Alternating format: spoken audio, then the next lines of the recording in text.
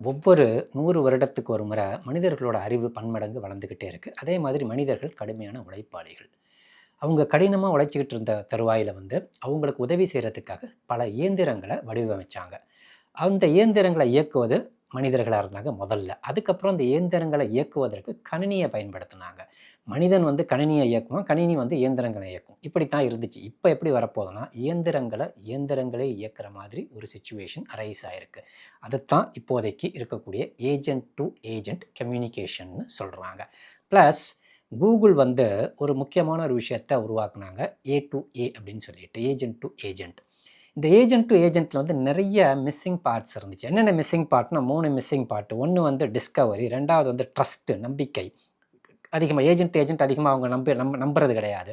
மூன்றாவதாக எப்படி பேமெண்ட் பண்ணுறது. இந்த மூன்றையும் சரி செய்வதற்காக தான் இன்னைக்கு, அதாவது மார்ச் மாதம் எத்ரிஎம்மில் ஒரு பர்டிகுலர் ஸ்டாண்டர்டை கொண்டு வந்திருக்காங்க. அந்த ஸ்டாண்டர்டுக்கு பேர் 8183. இதோடு சேர்ந்து இதுக்கு முன்னாடியே ஒரு 2 ஸ்டாண்டர்ட்ஸை பற்றி நான் பேசியிருக்கேன். இடிஹெச்சோட ஸ்டாண்டர்ட்ஸு 8004 பற்றி பேசியிருக்கேன். அதுக்கப்புறம் X402 பேமெண்ட்ஸை பற்றியும் பேசியிருக்கேன். இது 3 இணைஞ்சின்னு சொன்னால் ஒரு மிகப்பெரிய ஒரு ஏஜென்ட் டு ஏஜென்ட் கம்யூனிகேஷனை உருவாக்க முடியுன்றது தான் இந்த பர்டிகுலர் எபிசோடில் ரொம்ப தெளிவாக, விரிவாக, எளிமையாக பார்க்க போகிறோம். Come on, let's get into the video. ஒரு பர்டிகுலர் ஏஜென்ட் ஏக்கு ஒரு பர்டிகுலர் வேலையை செஞ்சு முடிக்கணும். அதனால் இன்னொரு ஏஜென்ட்டை தேடுது, அணுக போகுது. ஸோ அப்போ அந்த ஏஜென்ட் ஏக்கு 4 முக்கியமான கேள்விகள் வரும். முதலாவது கேள்வி, எந்த பர்டிகுலர் ஏஜென்ட்டு இந்த வேலையை செஞ்சு முடிப்பா? ஹூ இஸ் தட் ஏஜென்ட்ன்றது முதலாவது கேள்வி. ரெண்டாவது கேள்வி, can we trust that agent? அந்த ஏஜென்ட்டை நம்பலாமா? மூன்றாவது கேள்வி, how to reach that agent? அந்த ஏஜென்ட்டை எப்படி அணுகுவது, எப்படி அதை தொடர்பு கொள்வது? நான்காவது முக்கியமான கேள்வி, அந்த ஏஜென்ட் ஒருவேளை நம்மளுக்கு வேலை செஞ்சு முடித்து கொடுத்துட்டா எப்படி பேமெண்ட் பண்ணுறது? இந்த 4 கேள்விகளுக்கும் பதிலாகத்தான் இந்த 3 ஸ்டாண்டர்ட்ஸும் இருக்குது. இந்த கேள்விகளில் முதலாவதாக இருக்கக்கூடிய கேள்வி டிஸ்கவரி. எப்படி கண்டுபிடிப்பது, எப்படி அணுகுவது அப்படின்றது. அதை சால்வ் பண்ண போகிறது 8004. ஆக்சுவலாக பார்த்தீங்கன்னா அதில் என்ன இருக்குன்னா, அந்த 8004ல் ஒரு பெரிய ரிஜிஸ்ட்ரி இருக்கும். அந்த ரிஜிஸ்ட்ரிக்குள்ளே நிறைய ஏஜென்ட்ஸ் பற்றின டேட்டா இருக்கும், மெட்டா டேட்டா, அவங்களோட இன்ஃபர்மேஷன், அவங்களோட ரெப்புடேஷன் ஸ்கோர்ஸு, அவங்க எந்த அளவுக்கு வேலை செஞ்சுருக்காங்க, அவங்களுடைய ட்ராக் ரெக்கார்ட், இதெல்லாம் எங்கே ஸ்டோர் ஆகிருக்குன்னு பார்த்தீங்கன்னா அந்த ரிஜிஸ்ட்ரியில் ஸ்டோர் ஆகிருக்கும்.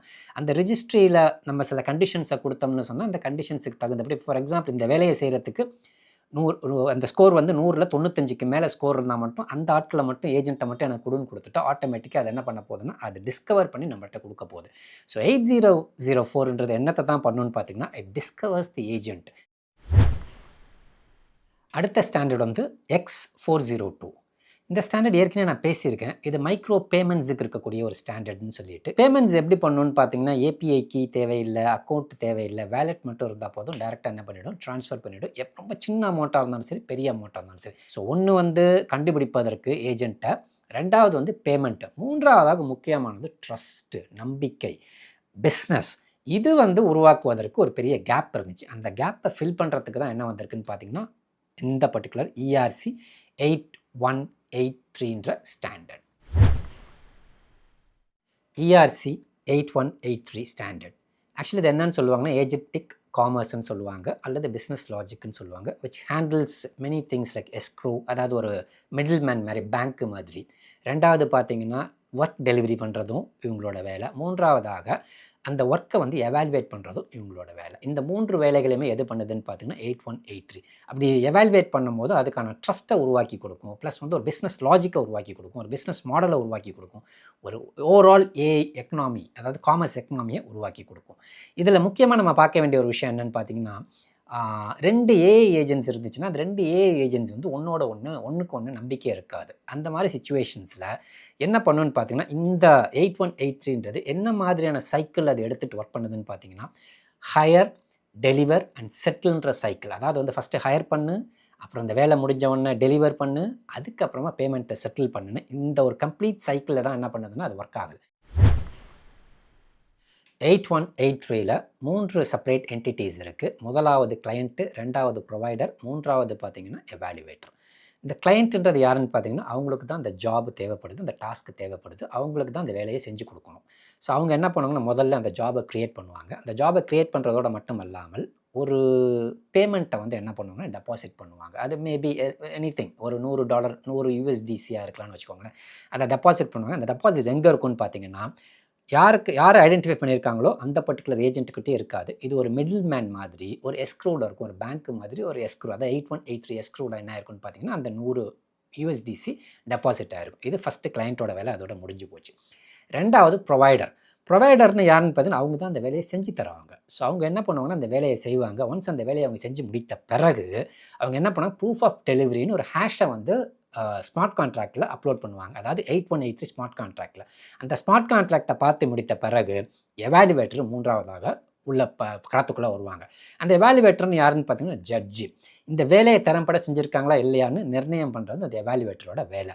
அதை செய்வதற்கு தேர்ட் பார்ட்டி ஏஏஆ இருக்கலாம், அது ZK ப்ரூஃப் வெரிஃபையரை யூஸ் பண்ணி என்ன பண்ணுவாங்கன்னா அதை வந்து சரி பார்ப்பாங்க.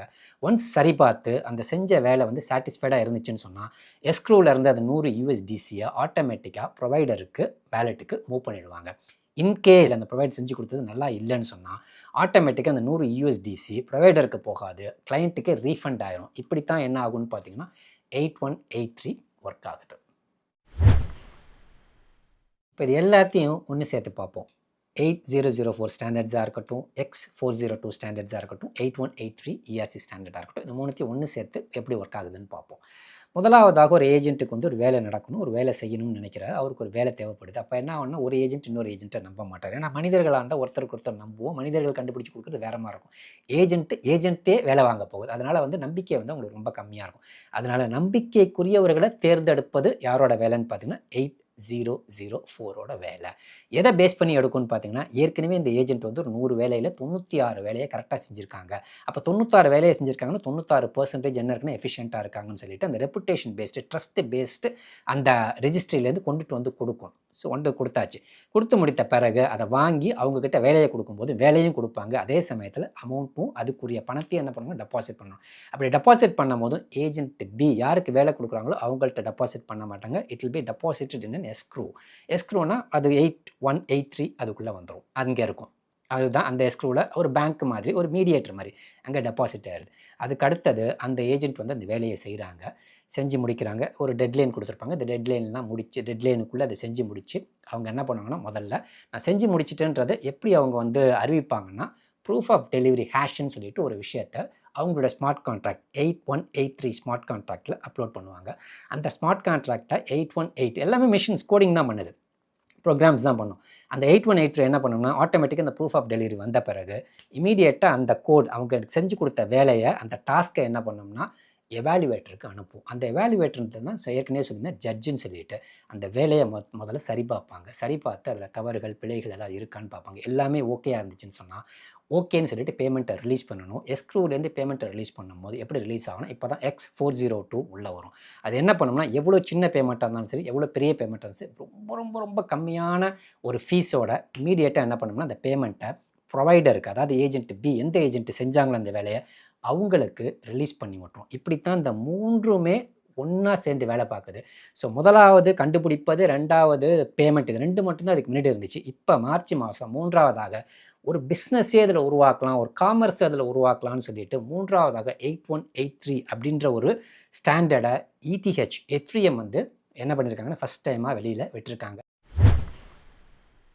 இந்த 3 ஸ்டாண்டர்ட்ஸோட முக்கியத்துவம். முதலாவது 8004 இது எதை வந்து நமக்கு வந்து உறுதிப்படுத்துதுன்னா, நமக்கு ஒரு உயர்தர ஒரு ஏஜென்ட்டை கண்டுபிடிச்சி கொடுப்பதற்கு, நமக்கு ஒரு பார்ட்னராக இருக்கிறதோ அந்த ஏஜென்ட்டு கம்யூனிகேட் பண்ணும்போதும் it ensures a very high quality partner. First thing, அதுதான் அதோட வேலை.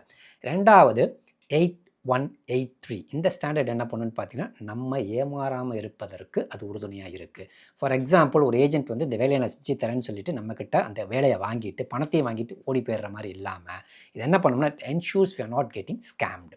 மூன்றாவதாக X402 இது என்ன பண்ணுன்னு பார்த்தீங்கன்னா, ரெண்டு ஏஜென்ட்டுக்கும் நடுவில் நடக்கக்கூடிய டிரான்சாக்ஷன்ஸை அந்த மைக்ரோ பேமெண்ட்டாக இருந்தாலும் சரி, பெரிய பேமெண்ட்டாக இருந்தாலும் சரி, ரொம்ப கம்மியான ஃபீஸை வாங்கிக்கிட்டு செட்டில்மெண்ட்டை முடிச்சு கொடுக்குறது.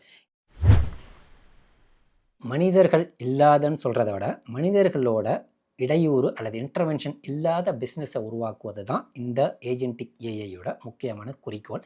அதற்காக தான் இந்த பர்டிகுலர் ஸ்டாண்டர்ட்ஸ் எல்லாம் ஒவ்வொன்றா உருவாக்கிட்டு வந்துக்கிட்டே இருக்காங்க. இப்போ வந்திருக்க 8183யும் அதுக்காக உருவாக்கப்பட்டது தான்.